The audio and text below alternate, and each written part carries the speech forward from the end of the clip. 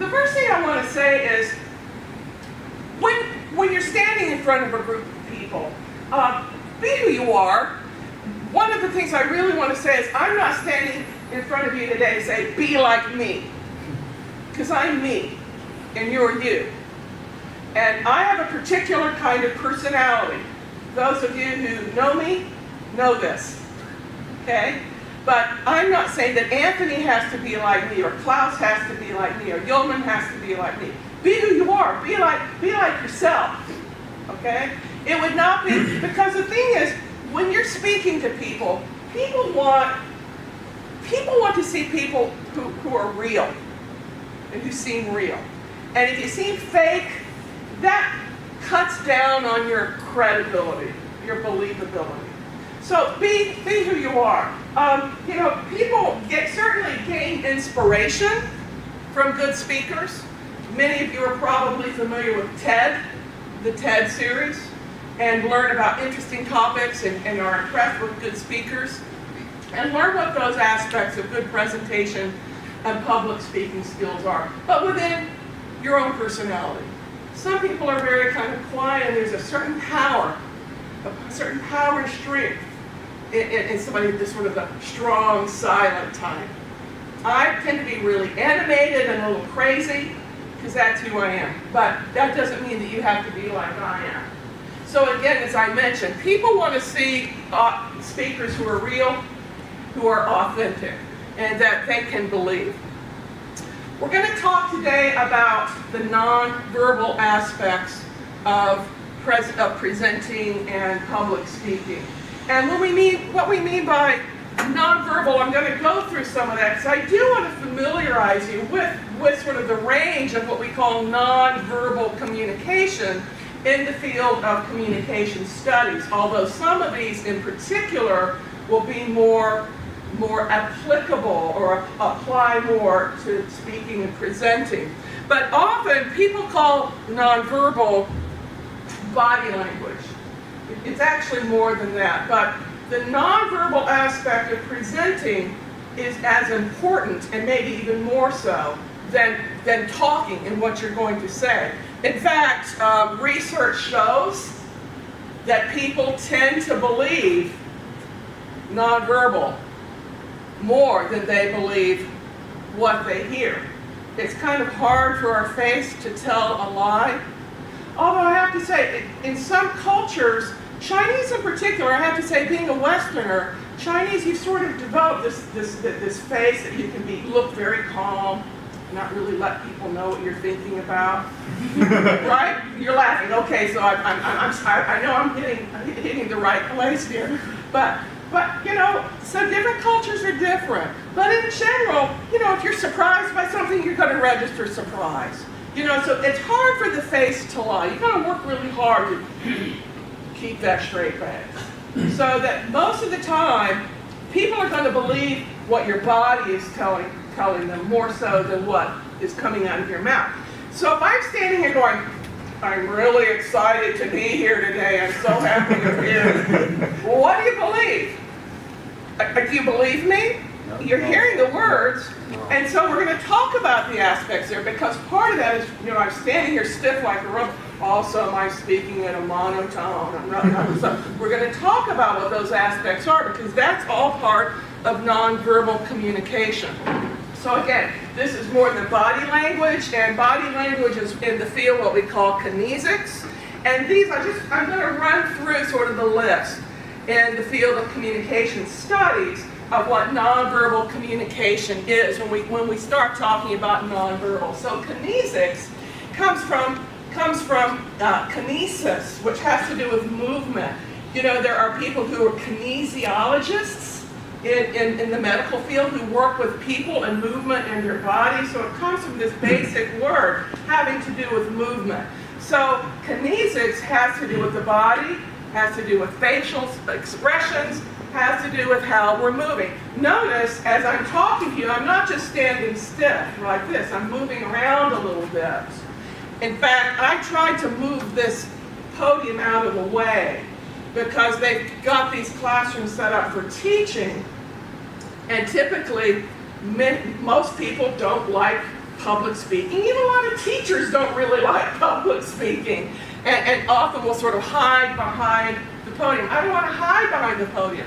I don't want that barrier between myself and my students, myself and my audience. If I want to come up closer to you, I want to be able to come up and make a connection with you. And I don't want this thing in the way. So kinesics is about the body, how you're moving, about facial expressions as well. Haptics is physical touch.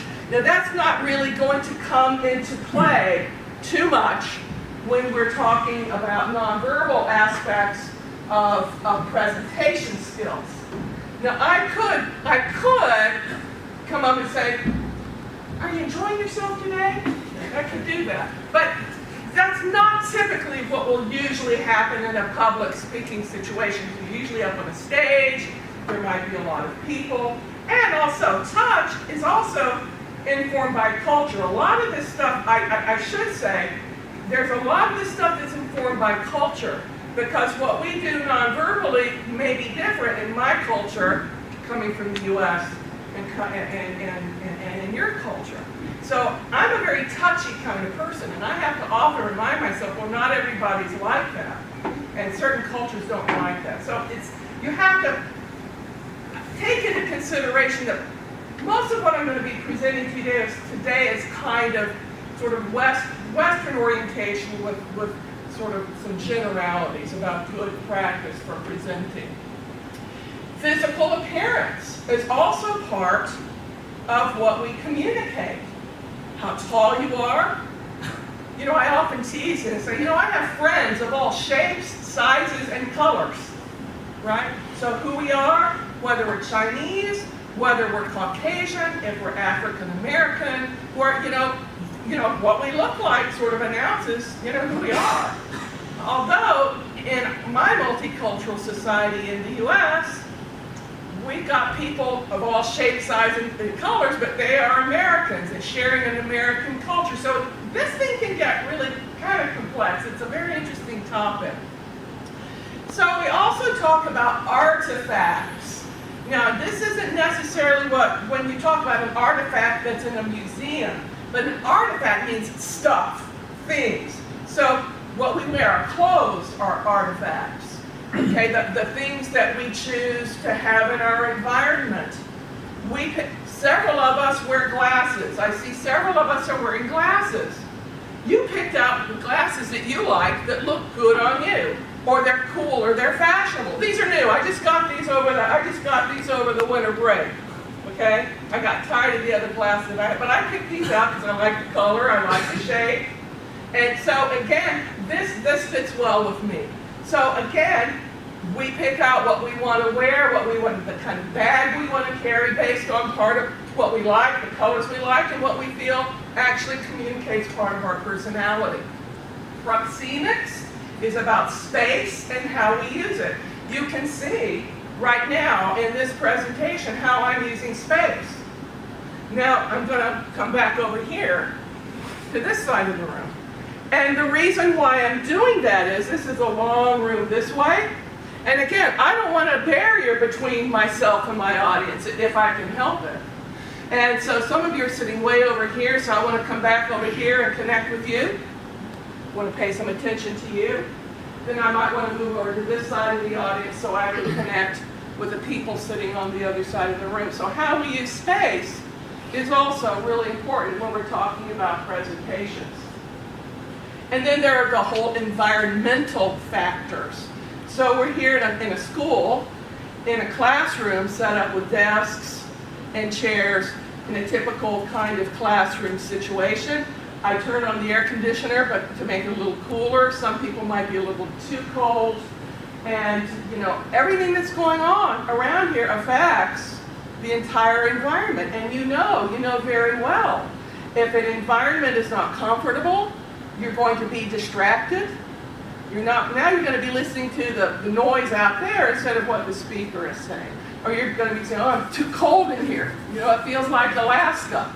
So the environment even has an effect, and it's all part of what we call part of nonverbal. Chronemics have to do with time and how we use time. And again, this is an interesting topic in the whole field of communication, particularly intercultural communication, because how we perceive and use time in one culture may be very different in another culture.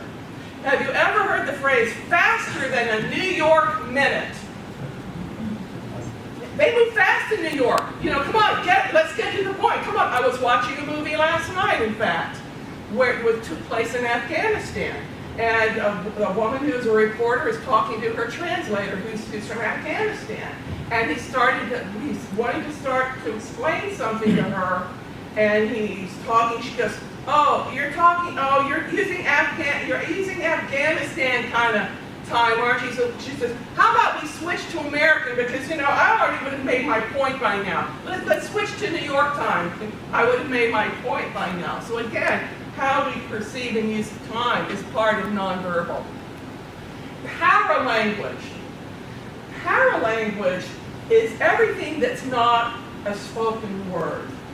So it has to do with the tone of your voice, the pitch of your voice, how loud you speak, how softly you speak, if you make murmurs or other sounds. So we use paralanguage as well when we are presenting. And you'll know how important that is if you take and listen to how I've been speaking to you, and then if I start talking to you like this, paralanguage is very interesting. You know, you need to use a lot of variations in your voice so people don't get bored. You don't want to talk like this and sound like a monotone, because pretty soon everybody's going to go to sleep. So paralanguage has to vary in your voice. So there are a lot of things that go into it. And finally, silence.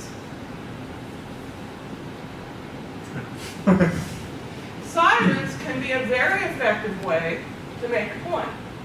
So even in presentations, you don't have to be talking all the time. Silence can be quite effective, particularly if you brought up a point and you want to make an impact on people and make a statement and just stand there for a minute.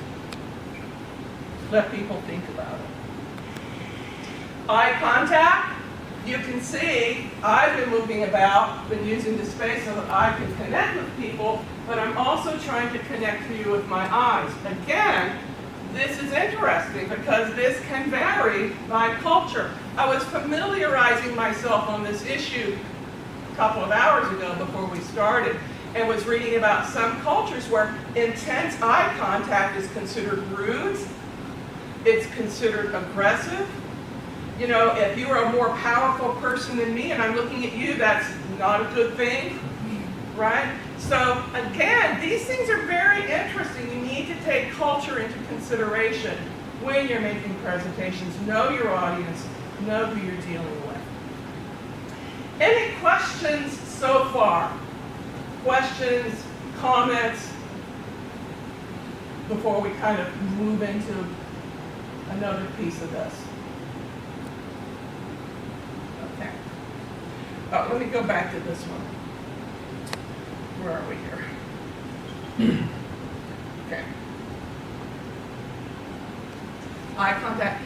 Standing straight. So your posture, how you're standing, is really important. When I teach public speaking to my classes, I usually give students a very easy presentation to do. Many of you have done this in my classes already, where you get a chance to get up with a partner and introduce each other. I give some quick feedback. But in general, you want to try to stand. You want to stand so you look comfortable. Maybe your feet about shoulder width apart. Actually, this seems very weird. It feels uncomfortable when people do it, but let your hands just fall naturally to your sides. That feels very strange to most of us. We always feel like we need to be doing something with our hands, but actually, when you look at somebody who's standing comfortably, they look relaxed. So you want to have good posture. My mother used to always yell at me when I was like, stand up straight, you know, you're slumping. Stand up straight, right? So again, all of this has to do with what you're communicating to your audience. So you want to look confident, you want to look relaxed, you want to look like you know what you're talking about, so that people believe you. So all of these things play into your entire communication. when you're speaking and presenting before people. Movement, we talked about. Movement should be purposeful, such as moving back and forth. But let me give you some examples. And movement can be very distracting. What else are we going to do? Yeah, the thing is, you want to avoid distracting movements as much as you can. I've had students, some of you may even recognize yourself, will stand up and do a presentation. Today I'm going to talk to you about nonverbal communication. You know, it's a really interesting topic. I found out a lot about this when I read a book about it. Okay? So, and the funny thing is, once the student finishes, I go, were you aware that you were sort of rocking back and forth the whole time? And people usually are not. And often this is because you're feeling nervous. And we'll talk a little bit about that later. But we're often unconscious of these things, which is why it's important to practice your presentations. And practice with a friend and have somebody observe you. And even better, get somebody to videotape you. Everybody's got cameras on their phones now. And so that you can critique yourself. Because it's hard sometimes to become aware of what it is that you're doing, especially if this kind of thing is new for you. So, you know, you don't want to do anything that's going to distract your audience.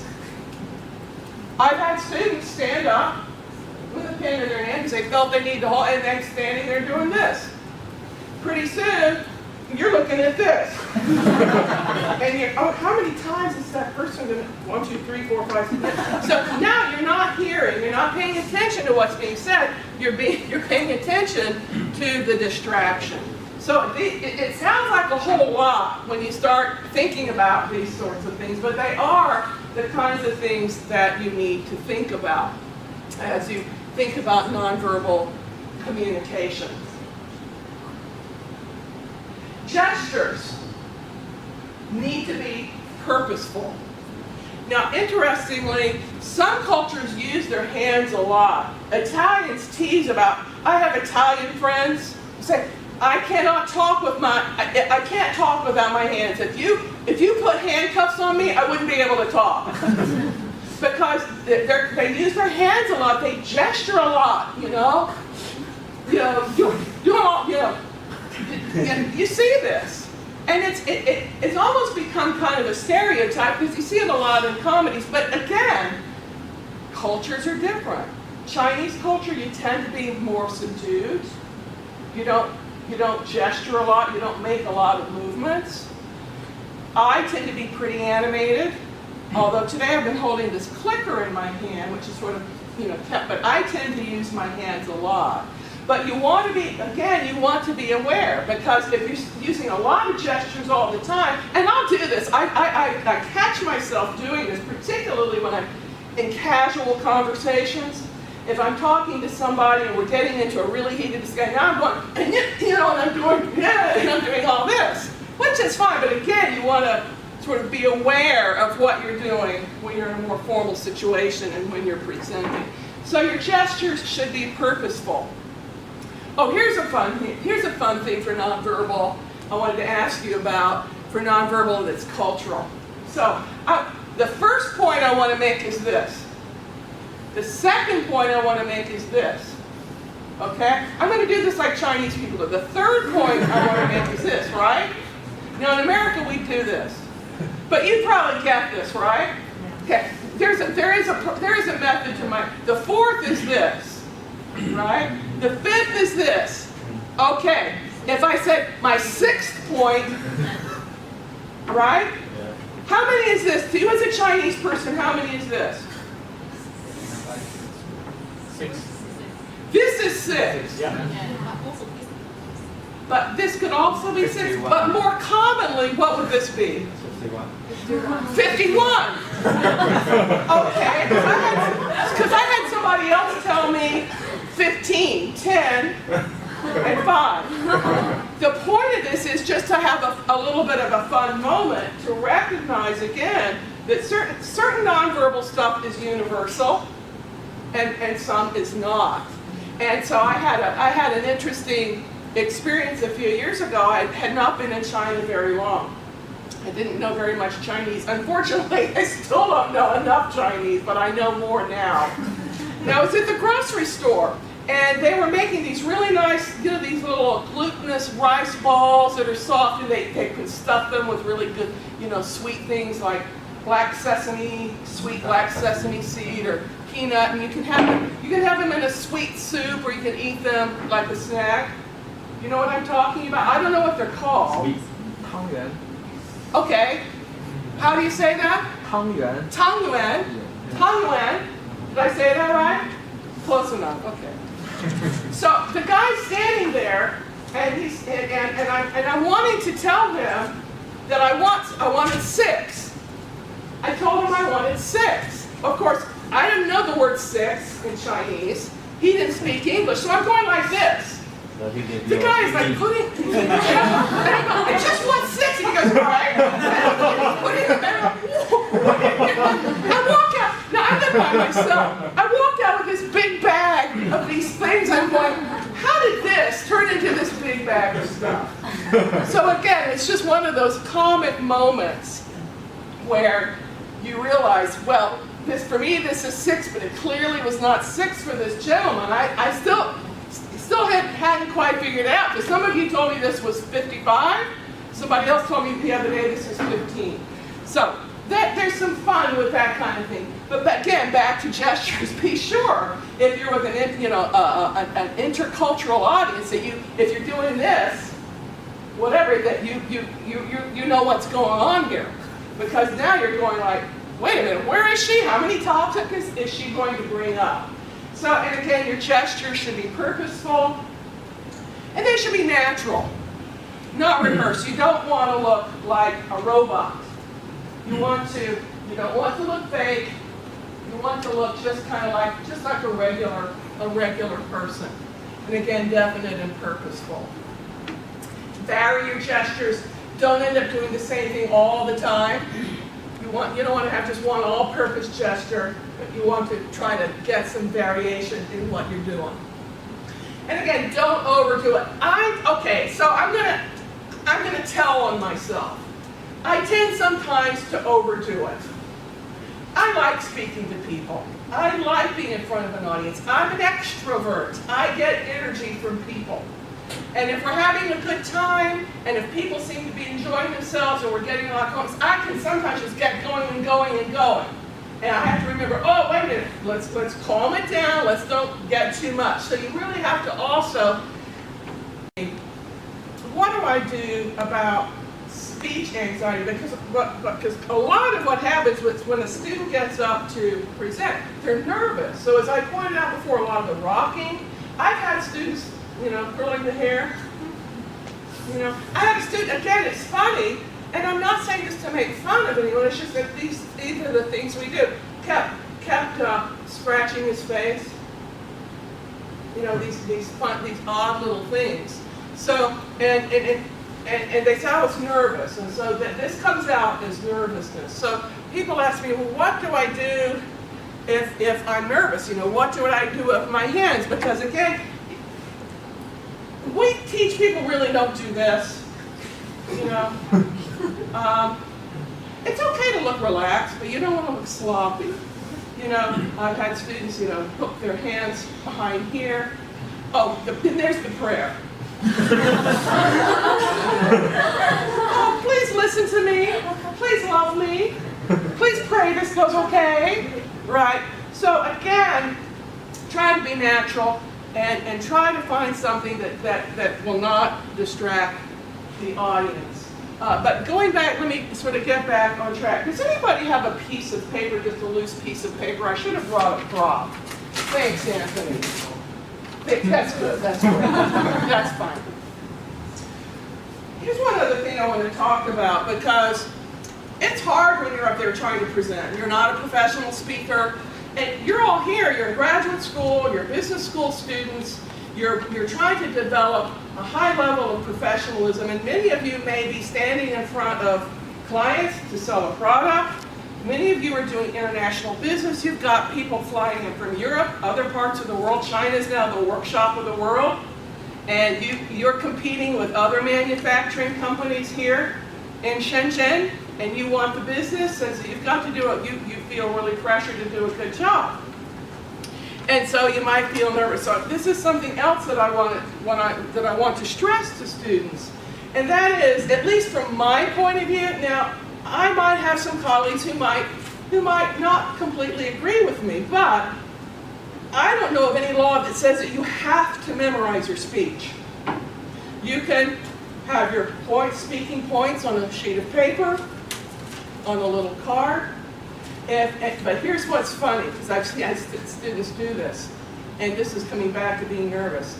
I said, it's fine, you don't have to memorize it. In fact, I really wish you would not memorize it, because many students, when they memorize it, they stand here, they sound like a robot, and they stare. You know, when you're trying to think of something, you know what human beings do? Here's another interesting nonverbal. Well, I don't know, I remember. So when you're thinking about something, we tend to look up. Right? When we're memorizing, we tend to sort of look up, and you want to be looking at your audience. But I've had students so nervous. Yes. So what I say to students is, again, this is not a movement that you want, right? So you put it here. Put it down right next to you. Then you're not holding it. It's not shaking. If you need something to do with your hands, hold something in your hand. You can hold something in this hand, you can stand like this. Okay? And then you have your notes here. All right? So the best way to overcome the nervousness is to be really well prepared, to practice, and so forth. But again, students say, oh, I'm so nervous. Everybody's going to know how nervous I am. Well, I don't know about you guys. I can't read minds. I can't read what's in your mind. I don't know what's going on in your head. And so you need to just forget about how nervous you feel and really concentrate on having the audience be comfortable with you, because if you can have the audience believe that you're comfortable, even though you may be very nervous inside, your audience is going to be more relaxed and they're going to be listening to you better. All right? So that's sort of the, we'll go through that, yeah. Okay, so what I want to do, that's basically it in terms of focusing on the nonverbal aspects of presenting. So I'm done. But I did promise you that if you have any questions, I'd be happy to address myself to your questions. So is there anything on anybody's mind? Either about what I've covered here or about presenting in general? Anybody? If I forgot the words in the procedure, how can I do?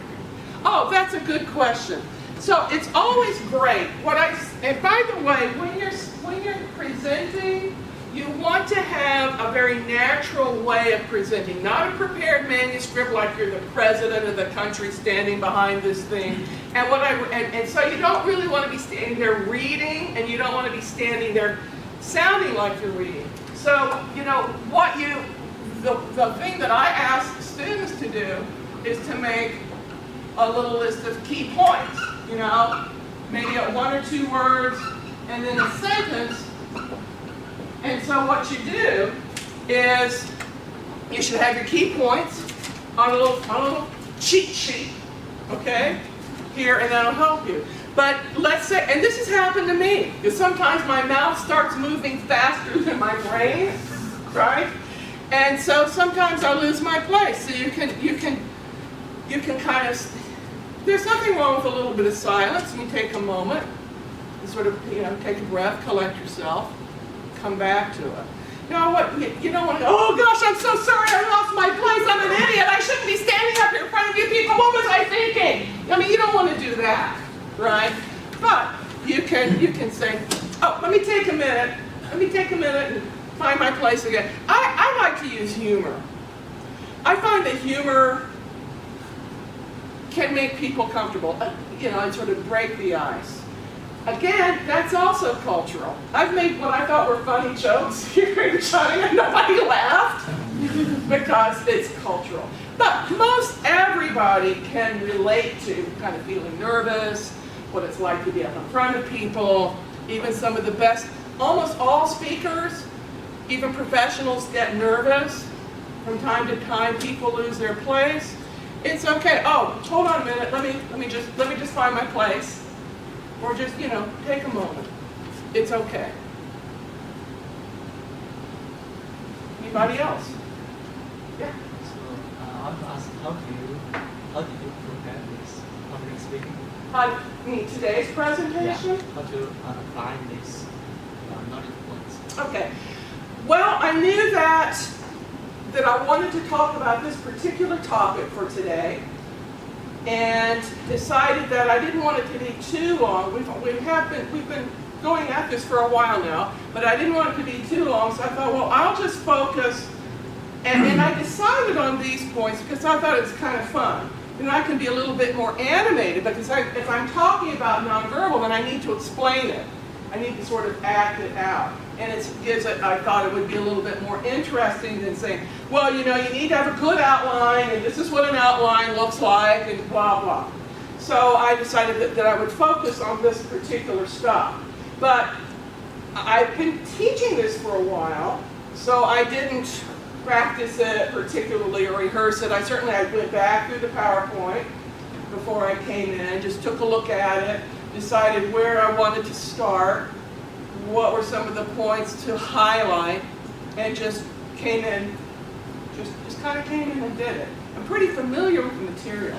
So that's the intro. Yeah, but let's say, as far as you having to prepare something, that's another whole part of the presentation stuff. But clearly, you need to be clear on your purpose.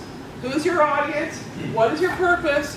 What are you going to be talking about? And really get down to that. Particularly if you're in a situation, we'll take, for example, those of you who are doing business here. Some of you may be in sales and marketing and need to make presentations to potential clients. That sort of thing. And people are busy and they have limited time. So you need to be very clear. Who's coming? What products are they interested in? What's the most important thing that I need to tell them? And stay to it. So if you're clear on your goal, if you're clear on what your message needs to be, that will lead you through. People get into trouble when they try to cover too much, talk about everything in the universe. And you need to be able to narrow your topic down and then outline it, practice it, that sort of thing. Sure. Usually at the very beginning of the presentation speech, it's very nervous, right? It's to my understanding, at the very beginning of the speech or presentation is very nervous. So how do you usually to start the presentation speech? Yeah. Often people like to start off with some humor. Again, know your audience. Again, humor can be cultural. So know if you're a Chinese person and you're presenting to a Chinese audience, you know your culture. You know what Chinese people would find funny. You could tell a joke. I often will tell a joke on myself. I'll tell a joke on myself. And I find that usually if you can make people laugh, everybody just kind of just relaxes. So try to, the other thing, here's another thing you can do. And I always recommend this to students. When you're doing presentations, and you're not a professional presenter and you're nervous about this, find a friend. Get your friend and say, look, I want you to sit there. And your friend is going to say, your friend is never going to take his eyes off of you.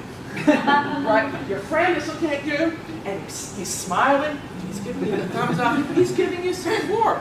So that you can feel the love, right? and it makes you feel better. Yeah, it gives you, it encourages you, helps take down, or he might be sitting in the back going, trying to make you laugh. So try to get somebody that you trust, that you can count on, who's going to be your pal, and encourage you. Everybody, when they first start off, is nervous. I've been a professional presenter for many years, and I still get nervous. When I go into the classroom to teach here, when the first minute or two I walk into the classroom, I'm feeling a little nervous because every situation is new. I don't know what kind of mood the students are going to be in. Maybe I haven't had my coffee yet, whatever it may be. And so we're all, as human beings, are going to feel that. But usually, by the time I get going, I calm down. I usually find, we have an expression in the U.S., the bark like a dog, the bark is worse than the bite. The bark, you know how a dog barks, woof, woof, woof. You know, sometimes dogs will be really loud, they look really ferocious, but they don't bite. Yeah. So you probably have something similar in Chinese. Yeah. In other words, usually the anticipation, do you know that word? To anticipate means to expect something. So the anticipation, sort of waiting for it, is the worst part. Actually doing it usually isn't that bad, right? So the other part is this, and I'm going to kind of move into a little bit more. Thank you for opening the door with that question.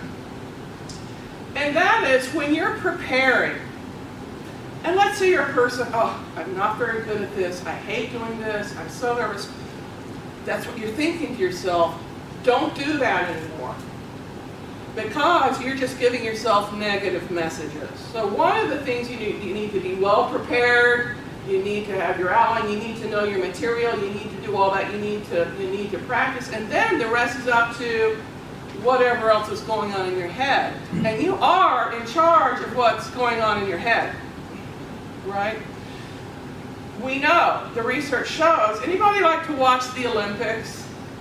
You know, when the Olympics and the commentators are talking about these Olympic athletes, and, and this woman's been training for 10 years and she's blah, blah, blah, and every day she imagines her routine. And so what we know, the research shows, that Olympic athletes can get almost the same value of walking mentally through their routine as going out and doing it.